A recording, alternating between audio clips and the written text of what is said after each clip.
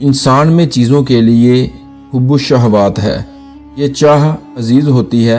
इस ख्वाहिश के पीछे इंसान बहुत भाग दौड़ करता है, बहुत भागता है। इस ख्वाहिश से बहुत मोहब्बत करता है।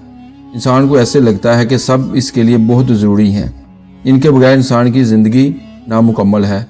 इंसान ये सोचता है कि ये सब कुछ मेरे पास होगा तो मेरी ज़िंदगी परफेक्ट है, मेरी ज़िंदगी में कोई कमी नहीं होगी। दूसरे लोग हमें रश्क की निगाहों से देखेंगे, हम दुनिया के लिए मिसाल बन जाएंगे।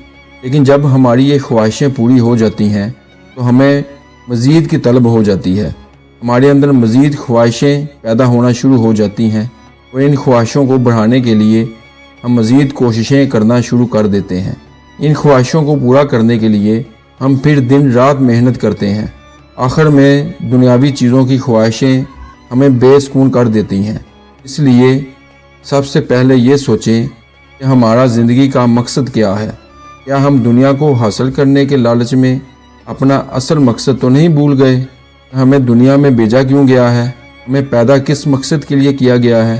कभी ये सोचा है आपने कि हमें दुनिया की रंगीनियों ने कहीं अंधा तो नहीं कर दिया? क्या हम अपनी आखिरत को भूल गए हैं? हमारा मकसद क्या है?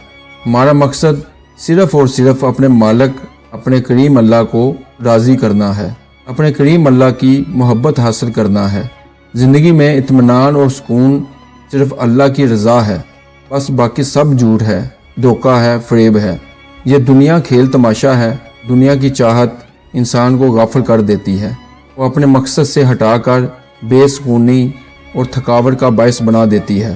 सुकून में वही इंसान हैं जिनकी नज़र इस आर्जी दुनिया की बजाय उखरवी ज़िंदगी पर है।